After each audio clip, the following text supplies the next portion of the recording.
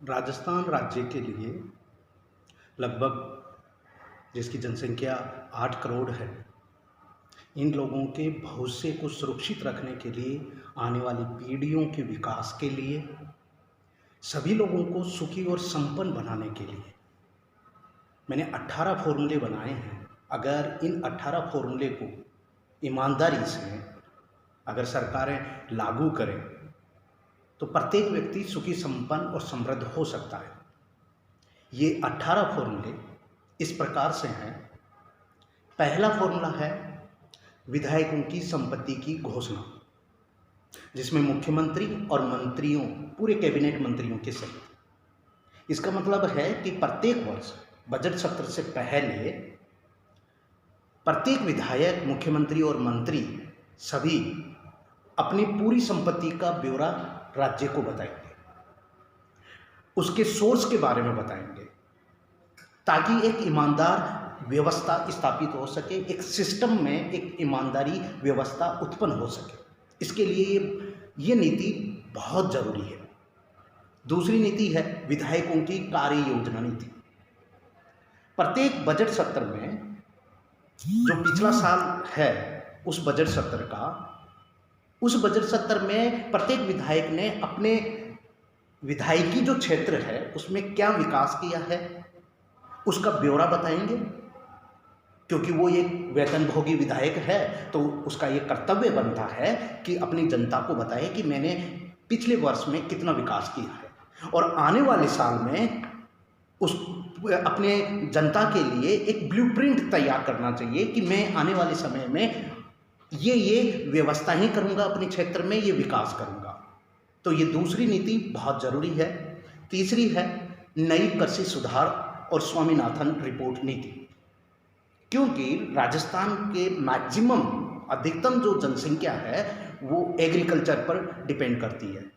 तो अगर बहुत बड़ा पार्ट अगर एग्रीकल्चर पर निर्भर करता है, जिसका जीवन यापन पूरी कृषि पर निर्भर करता है, तो गवर्नमेंट के लिए ये जरूरी हो गया है कि एक ईमानदार और पारदर्शी व्यवस्था स्थापित होनी चाहिए, ताकि इनकी आर्थिक स्थिति में सुधार हो सके। और इसके लिए स्वामीनाथन, जो भारत के महान कृषि वैज्ञानिक है, उन्होंने एक रिपोर्ट, एक ड्राफ्ट, एक रिसर्च ड्राफ्ट तैयार किया था।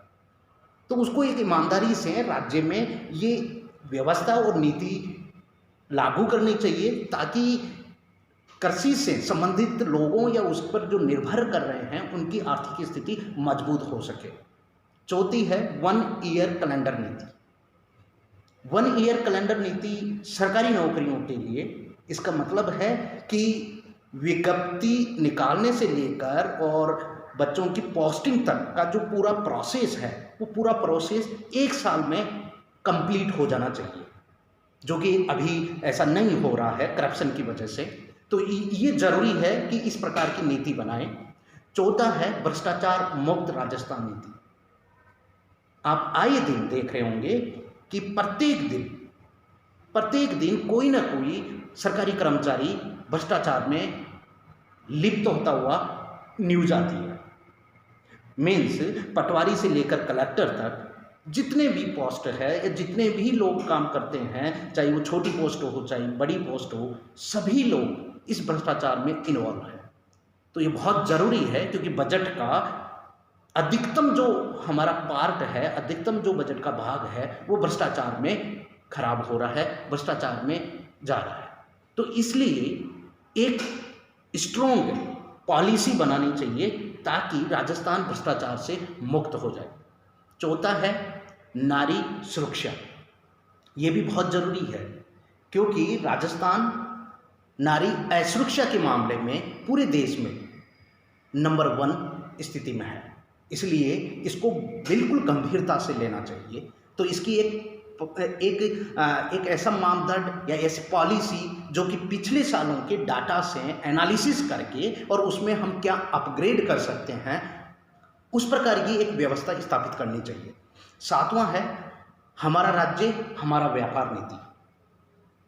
ये बिजनेस के लिए है, क्योंकि राजस्थान जो है, मारवाड़ी जो है, वो व्यापार के क्षेत्र में पूरे देश में उसका अच्छा खासा नाम है, लेकिन फिर भी राजस्थान के लोग यहाँ पर अपनी व्यापार सरकार की अनीति की वजह से अपने व्यापार को सही ढंग से ग्रो नहीं कर सकते हैं, एस्टेब्लिशमेंट नहीं कर सकते हैं। तो इस प्रकार की एक स्ट्रोंग नीति पॉलिसी सरकार को बनाना चाहिए। 8वां है राज्य रोजगार नीति। राज्य रोजगार नीति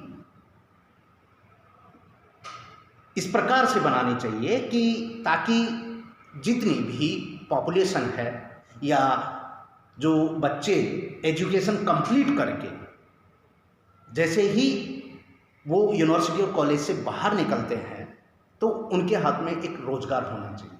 तो इस प्रकार की एक ट्रांसपेरेंट पॉलिसी बनानी चाहिए। 9वां है शराबबंदी व नशा मुक्ति नीति।